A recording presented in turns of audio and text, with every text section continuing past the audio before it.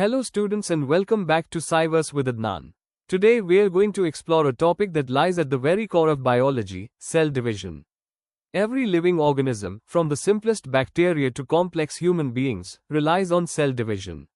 Without it, there would be no growth, no repair, no reproduction, in short, no life. Cells are not immortal, they have a lifespan. At some point, old or damaged cells need to be replaced. New cells must be created. And this is where cell division comes in. Cell division is the biological process by which a single cell divides into two or more daughter cells. But don't imagine it as a random splitting. It's a highly regulated and carefully coordinated sequence of events. This ensures that every new cell receives the correct amount of DNA and other organelles, so the daughter cells can function just like the original parent cell. So why is cell division so important? Let's look at its purposes. Growth. Every multicellular organism begins life as a single cell, a zygote. Through continuous cell divisions, that one cell develops into trillions of cells, forming tissues, organs, and the entire body. Repair and replacement. Every day, millions of your cells die. For example, your skin cells are constantly being shed and replaced, and your blood cells are regularly renewed. Cell division makes sure that these lost cells are replaced quickly. Reproduction. In unicellular organisms like bacteria, cell division itself is reproduction. In multicellular organisms, specialized cells called gametes, sperm and eggs, are produced through a different type of cell division called meiosis. So cell division is not just about growth, it's about maintaining life itself. Now, there are two main types of cell division. Mitosis. This type produces two genetically identical daughter cells. It happens in body cells, also called somatic cells.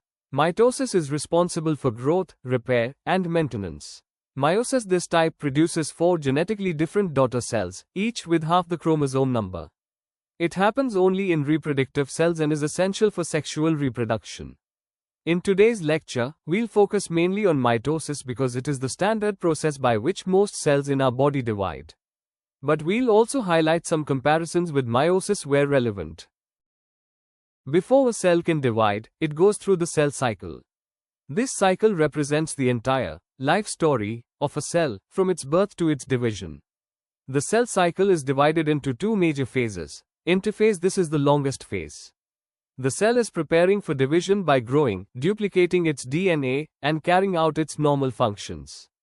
M phase, mitosis or cytokinesis. This is the actual cell division stage, where the nucleus divides, followed by the cytoplasm.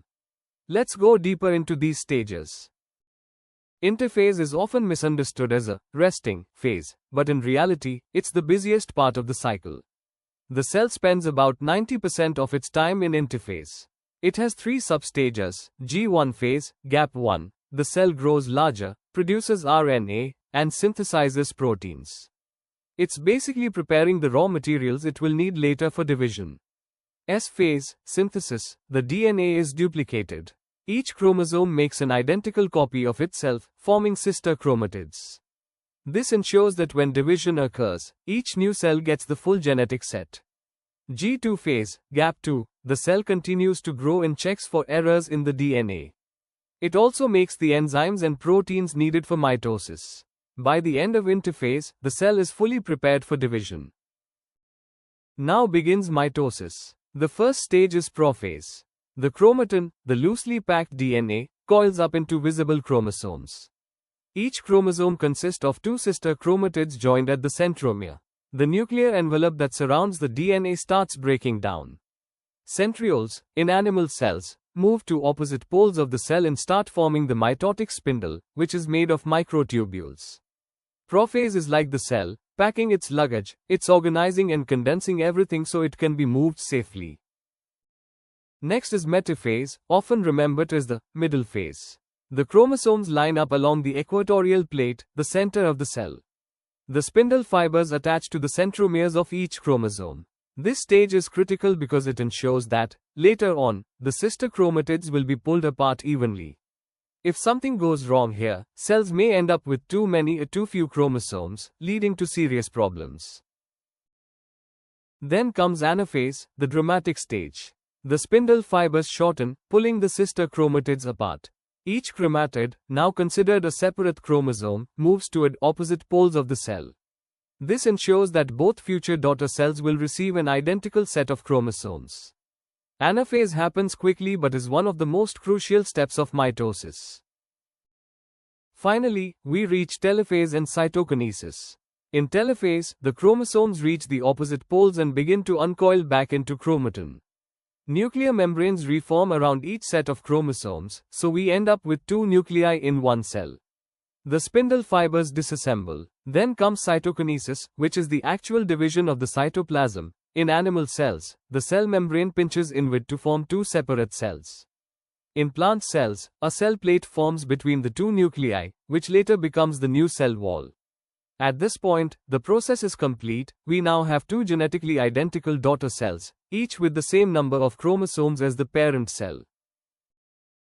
This process, though microscopic, is one of the most important biological events.